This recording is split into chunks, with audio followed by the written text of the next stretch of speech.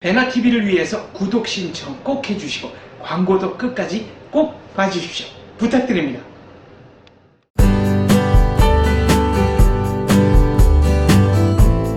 네, 인터뷰 텔라 오늘은 예명대 학교 교수님 김진희 교수님과 함께 하겠습니다. 안녕하세요. 안녕하세요. 네, 안녕하세요. 오늘 저희가 시위하는 학생들에 대해서 알아볼 건데 이 학생들이 요즘에는 청소년들이 시위 참여에 많이 한다고 생각해요. 교수님은 청소년 시기를 어떻게 보내셨나요? 저는 청소년기에는 네. 약간 되게 혼란스러운 시기였었던 것 같아요. 뭔가가 되고 싶은데 내가 어떻게 해야 그것을 할 수 있는지 탐구할 수 있는 시간을 충분히 정보 제공을 받지 못하면서 막연하게 가졌던 그런 시기였었던 것 같고요. 네. 그런데 그 시기에 적당한 멘토나 적당한 뭐 지도자나 선생님을 제대로 만났거나 아니면 부모하고 소통이 잘 됐으면 조금은 행복해하면서 보내지 않았을까 하는 그런 생각을 했습니다. 그럼 요즘 청소년들도 마찬가지로 그런 생각을 하고 있을까요? 제가 생각하기에는 네. 저희 때는 아무래도 그 형제들이 많고 네. 그 다음에 이제 부모님은 바쁘시지만 형제들이 많아서 형제들끼리 소통하는 시간들이 많이 있었는데 요즘은 형제들이 별로 없잖아요. 그렇죠. 외동이거나 예. 뭐 한 명만 더 있고. 네. 뭐 그러다 보니까 또 성이 다르거나 그렇게 되면 또 소통을 안 하게 되고 또 특히나 SNS가 발달하다 보니까 형제끼리 소통하기보다는 또 SNS를 통해서 소통하게 되고 이러다 보니까 어떻게 보면은 정말 더 존중되어지고 정말 네. 더 관심 가져지고 물질적 투자도 많음에도 불구하고 외로운 존재.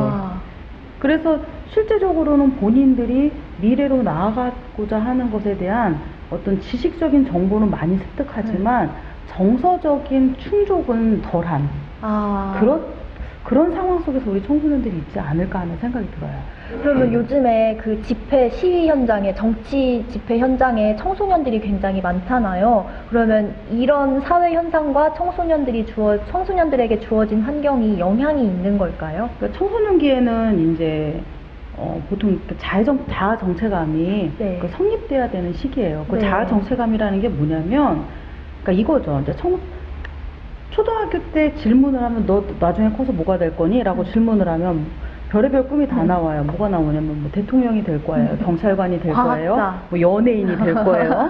뭐 연예인이 요즘 1위라고 하더라고요. 그렇구나. 연예인이 될 거야 이렇게 이야기하는데 실제적으로 청소년기에 들어서면 본인은 대통령도 될 수 없고 연예인도 될 수 없고 이걸 알게 되는 시기인 거죠. 그렇기 때문에 스트레스를 상당히 많이 받아요. 그래서 스트레스를 많이 받으면서 그럼 나는 뭘 해야 되지? 저도 그랬던 것 같아요. 네, 맞죠? 네. 그래서 그럼 나는 뭘 해야 돼? 나는 대통령도 될 수가 없네? 나는 과학자도 될 수가 없네?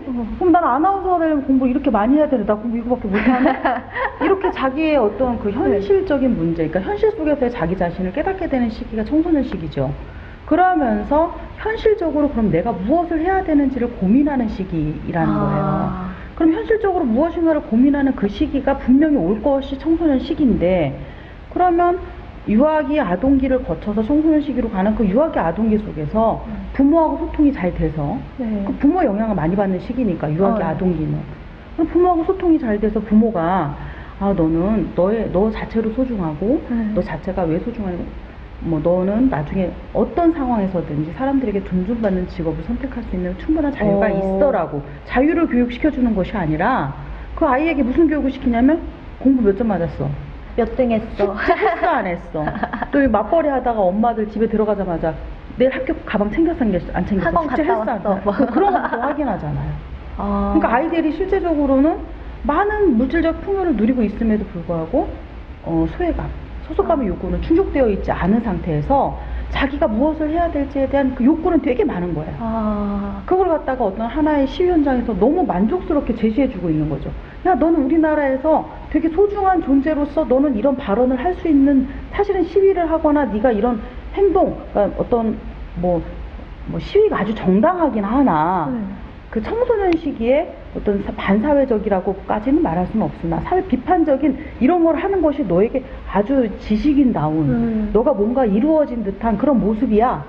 한번 해봐. 야, 미친 소를 수입하는 게 되겠어? 너 미친 소 먹고 미치고 싶어?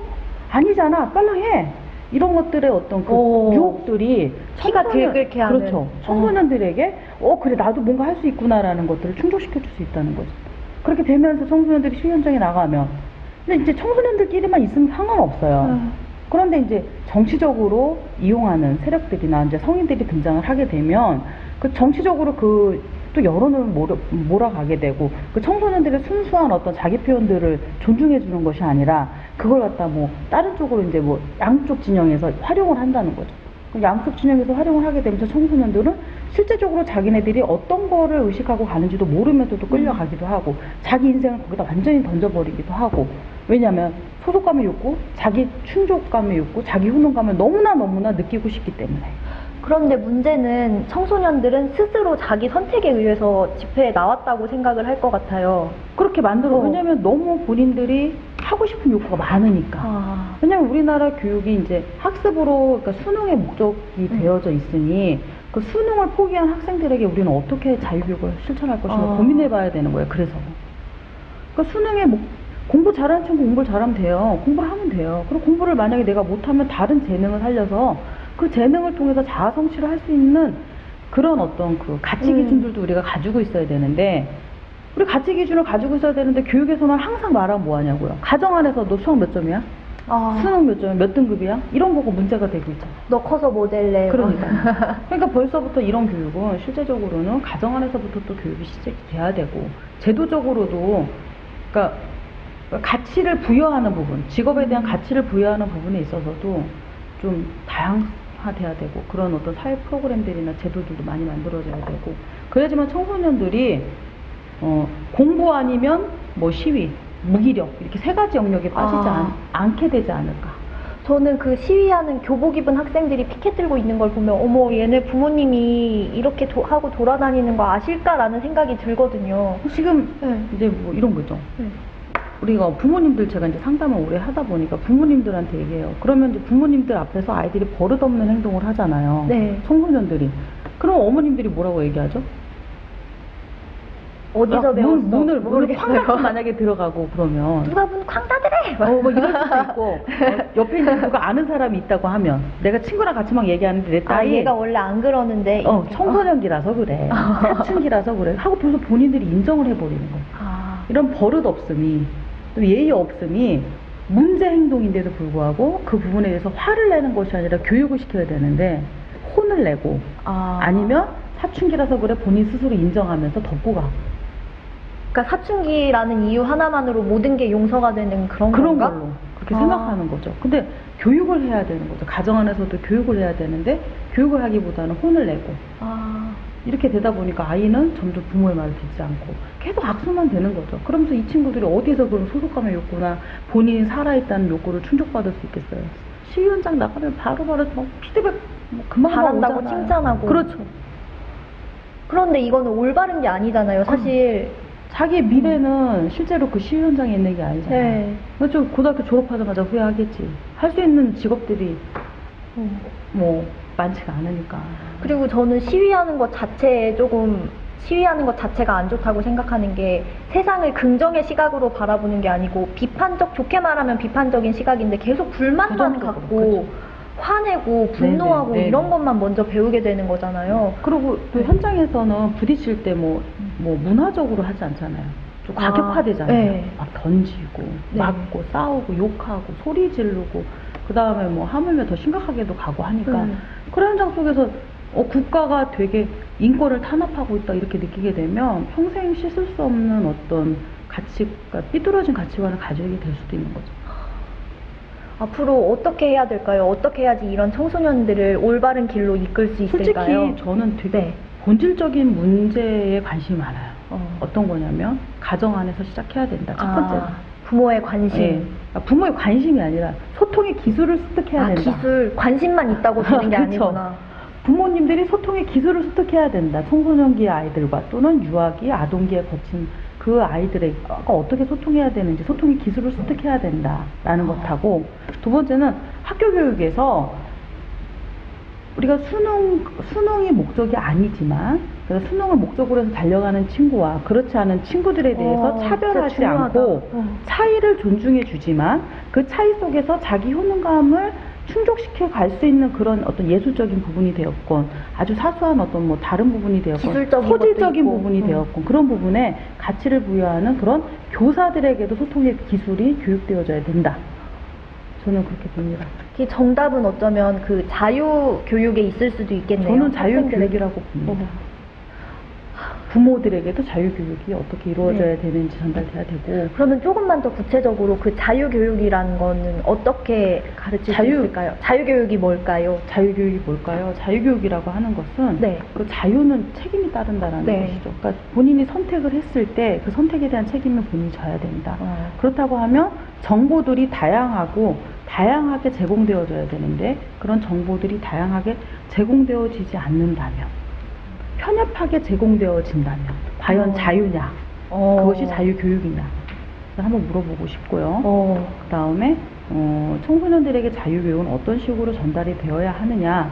일단 참 이렇게 우리가 보통 그 좌편향 또는 어떤 좌파 진보에서는 많은 프로그램들을 만들어내고 있잖아요. 되게 잘 만들어내더라고요. 네. 우리는 왜 못할까요? 우리도 하자는 거죠. 우리도 그런 프로그램들 만들어서 자유교육을 전달하고 아이들에게 너에게 진정한 자유가 있으면 너희 미래에 이런 꿈을 이루기 위해서 너희 자신을 지금 현재 스스로 잘 가꾸어가고 그 다음에 잘 채워가고 그 다음에 잘 교육받아가고 하는 것이 정말 중요한 것이야. 그 다음에 너의 미래의 자유, 실제적으로 우리가 또 오래 또 저는 살아왔으니까 사실 저는 공부를 그렇게 잘하진 못했거든요. 못했는데 결국은 제대로 된 인성, 뭐 그렇게 훌륭한 인성은 아니지만 왜? 제대로 된 인성과 그 다음에 뭐 적당한 소통의 기술과 그 다음에 상대방을 존중하고 존중받을 줄 아는 어떤 그런 마음가짐 그 다음에 그런 것들을 가지고 있다 보니까 제가 실제로 공부를 엄청나게 잘하지 못했음에도 사회적으로는 도움을 많이 받을 수 있고 그 다음에 나도 도움을 많이 줄 수 있는 그런 위치에 있게 되더라는 거죠. 결국은 최고의 가치는 자유와 책임, 그 다음에 자유와 책임 속에서 본인들이 무엇을 해야 되는지에 대한 방향성을 찾아갈 수 있게 프로그래밍 하는 거. 그런 프로그램들 만들어내야 된다고 봅니다. 저희 자유교육경제원에서 그리고 자유교육 포럼에서 앞으로 이런 것들에 대해서 고민하고 또 많은 프로그램을 만들어낼 수 있도록 하겠습니다. 네. 근데 교수님 립스틱 부탁드립니다. 색깔 너무 예뻐요. 감사합니다. 어디 건지 이따 알려주세요. 이거는 네, 꼭 알려드리도록 하겠습니다. 네, 그러면 저희 다음에는 더 밝은 이야기로 찾아뵙도록 하겠습니다. 네, 감사합니다. 감사합니다.